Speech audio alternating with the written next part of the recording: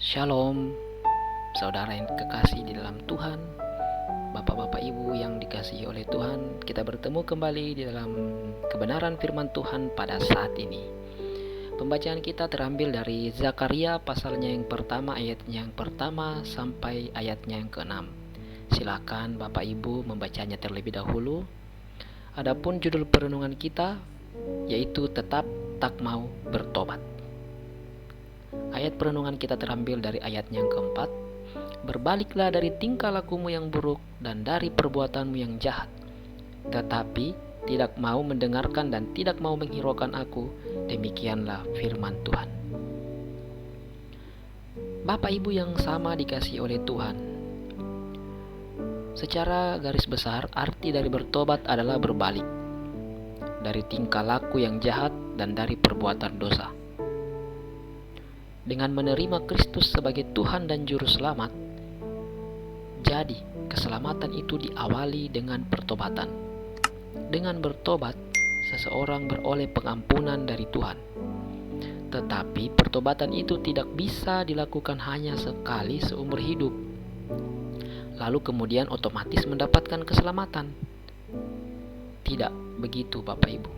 Perhatikan, pertobatan harus menjadi pola hidup kita dari hari ke hari, seumur hidup kita. Tanda awal orang dikatakan sudah bertobat adalah bersikap tegas untuk tidak mau berkompromi dengan dosa, menolak dan membenci dosa, tanpa ingin kembali lagi ke dalamnya. Nabi Zakaria menegur keras umat Israel. Janganlah kamu seperti nenek moyangmu yang kepadanya para nabi yang dahulu telah menyerukan demikian. Beginilah firman Tuhan semesta alam, berbaliklah dari tingkah lakumu yang buruk dan dari perbuatanmu yang jahat. Tetapi mereka tidak mau mendengarkan dan tidak mau menghiraukan aku. Demikianlah firman Tuhan. Zakaria pasal yang pertama ayat yang keempat. Banyak di antara umat Israel yang sekalipun sudah mendengar teguran dan peringatan Tuhan yang disampaikan melalui hamba-hambanya tetap saja mengeraskan hati, mengabaikan teguran dan tak mau bertobat.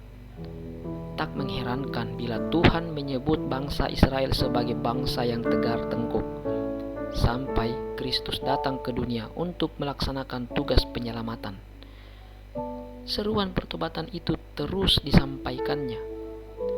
Dalam Markus pasal yang pertama ayat yang ke-15 berkata, waktunya telah genap, bertobatlah dan percayalah kepada Injil. Tetapi respon manusia tetaplah sama. Dari dahulu sampai sekarang, yaitu tak mau bertobat. Mereka tetap saja hidup dalam kejahatan dan pemberontakan kepada Tuhan. Tidak sedikit pun orang tampak begitu aktif pergi ke gereja, berlaku seolah-olah sudah bertobat, padahal mereka masih hidup sebagai manusia lama. Mereka berlagak dan merasa diri sehat, padahal sebenarnya sakit. Jika demikian, dokter pun tak dapat menolong mereka. Matius pasal yang ke-9 ayat yang ke-12 berkata, bukan orang yang sehat yang memerlukan tabib, tetapi orang sakit. Oleh karenanya, kekristenan tanpa bertobat adalah sia-sia, tetap akan berujung kepada kebinasaan. Demikianlah kebenaran firman Tuhan kita.